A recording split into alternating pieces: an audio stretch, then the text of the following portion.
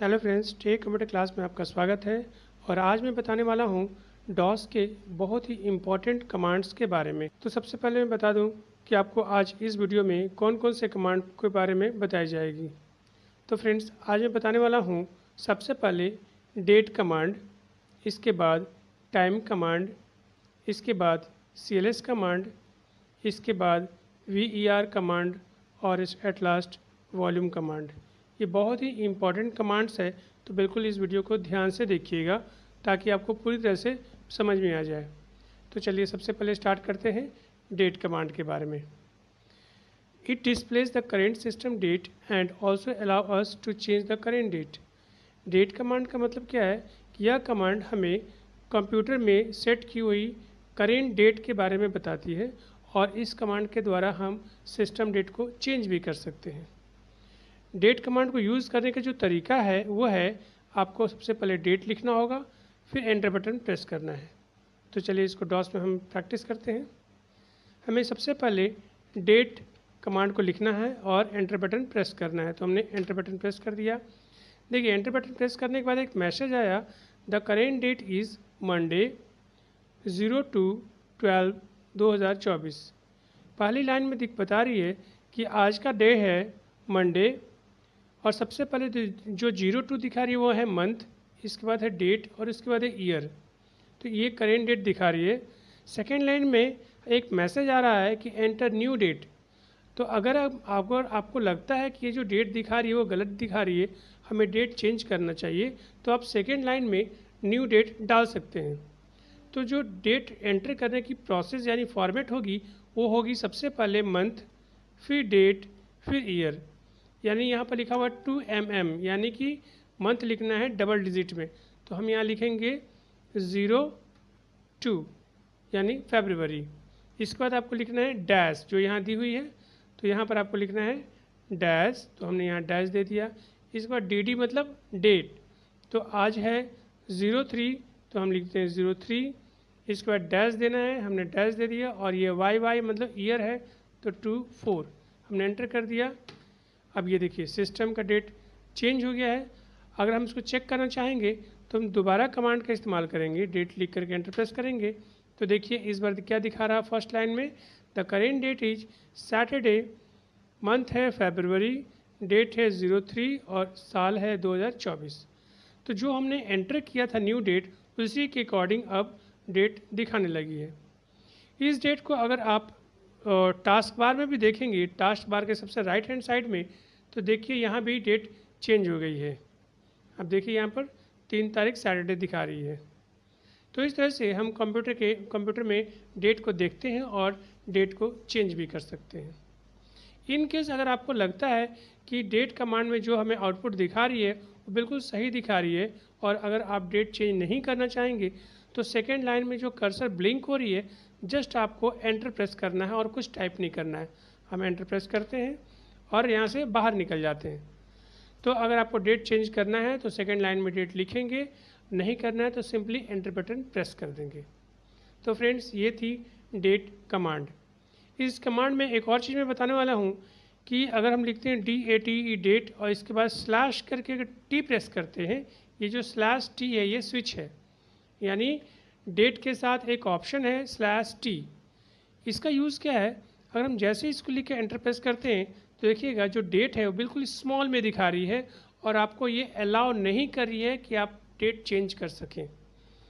जैसे यहाँ पर फर्स्ट में हमने देखा था क्या, डेट कमांड लिखने के बाद 2 लाइनें आ रही थी। फर्स्ट लाइन में डेट दिखा रही थी और सेकेंड लाइन में न्यू डेट के लिए कह रही थी।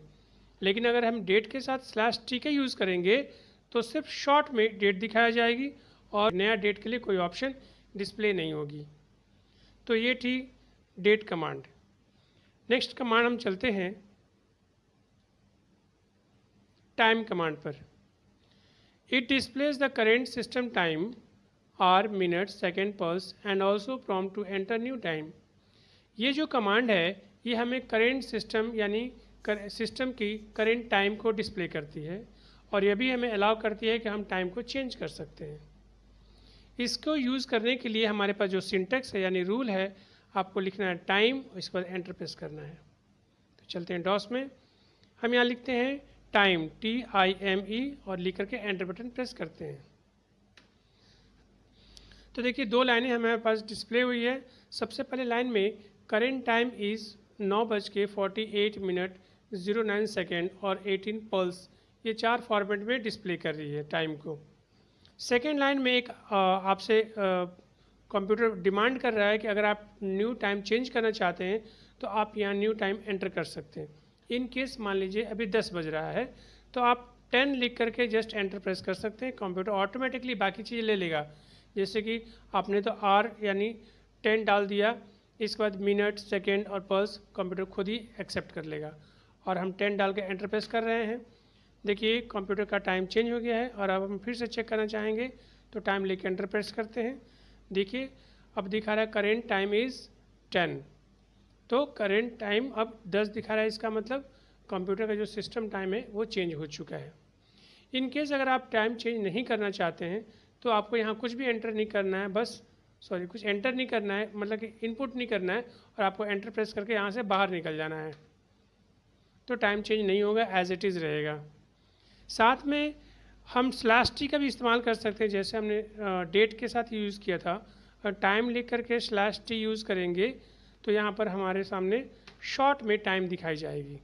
जैसे देखिए 10 AM दिखा रहा है। तो /t क्या होता है, एक ऑप्शन है टाइम कमांड का। और डेट में भी एक ऑप्शन था /t डेट के लिए। तो ये /t क्या करता है, शॉर्ट में आउटपुट को डिस्प्ले करता है, और दूसरा एक और कि वो इनपुट करने के लिए अलाउ नहीं करता है। तो हमने डेट और टाइम कमांड देख लिया है। नेक्स्ट हम चलते हैं CLS कमांड पर। CLS कमांड क्या करता है, स्क्रीन को क्लियर कर देता है, साफ कर। अगर मान लीजिए हमारे पास हम देख रहे हैं क्या कि ये काफ़ी सारे टेक्स्ट भर गए हैं और स्क्रीन को बिल्कुल नीट एंड क्लीन करना है, तो उसके लिए आपको करना है CLS लिख करके एंटर बटन प्रेस करना है। तो हम यहाँ लिखते हैं CLS और एंटर बटन प्रेस करते हैं। तो देखिए हमारी जो स्क्रीन है बिल्कुल नीट एंड क्लीन हो गई। यानी स्क्रीन को क्लियर करने के लिए हम CLS कमांड का इस्तेमाल करते हैं। हमारा नेक्स्ट कमांड है VER यानी version. It displays the version of operating system. जिस ऑपरेटिंग सिस्टम पर हम काम कर रहे हैं उसका क्या वर्जन है ये कमांड डिस्प्ले करेगा। उसके लिए आपको टाइप करना होगा VER, इसके बाद एंटर प्रेस करना है। तो चलते हैं डॉस में, हम यहाँ लिखते हैं VER और एंटर। तो देखिए जो हमारे सामने आउटपुट फ्लैश हो रही है वो है माइक्रोसॉफ्ट विंडोज़ वर्जन 10, यानी हम माइक्रोसॉफ्ट विंडो पे काम कर रहे हैं जिसका वर्जन नंबर 10 है। तो ये वर्जन कमांड यही डिस्प्ले करती है कि कौन से ऑपरेटिंग सिस्टम पे काम कर रहे हैं और उसका वर्जन नंबर क्या है। अब नेक्स्ट कमांड है हमारे पास वॉल्यूम यानी VOL command. It displays the volume level and serial number of drive. ये कमांड कह रही है कि इसके द्वारा हम ड्राइव की वॉल्यूम लेवल यानी ड्राइव पर क्या नाम लिखा हुआ है उसको देख सकते हैं, और उसका सीरियल नंबर क्या है वो हम चेक कर सकते हैं। डॉस में चलते हैं। इसके लिए हम देख रहे हैं क्या कि हमारी जो कमांड लाइन है ये वाली, इसमें एक C ड्राइव है यानी हार्ड डिस्क है। तो इस हार्ड डिस्क पर क्या नाम लिखा हुआ है यानी इसका वॉल्यूम लेवल क्या है वो जानने के लिए हम यहाँ टाइप करते हैं VOL और एंटर बटन प्रेस करते हैं। तो हमें आउटपुट क्या दिखाई दे रही है, volume in drive C is price, यानी कि ड्राइव C पर पाइस नाम लिखा हुआ है जिसका सीरियल नंबर है यहाँ पर दिखा रही है। तो ये जो VOL कमांड यानी वॉल्यूम कमांड हमें 2 चीज़ें आउटपुट दिखाती है, एक तो वॉल्यूम लेवल दिखाती है और दूसरा सीरियल नंबर दिखाती है। ये जो वॉल्यूम लेवल है हम विंडो में भी देख सकते हैं। अपने डेस्कटॉप पर दिस PC को ओपन करना होगा और यहाँ पर दिस PC में जाएंगे और यहाँ दिखाई दे रहा है, यहाँ देखिए एक हार्ड डिस्क हमारा C: इस पर के इसके बगल में जस्ट लिखा हुआ पाइस, यानी ये जो नाम लिखा हुआ यही है वॉल्यूम लेवल। तो इसको देखने के लिए हम लोग डॉस में VOL कमांड का इस्तेमाल करते हैं।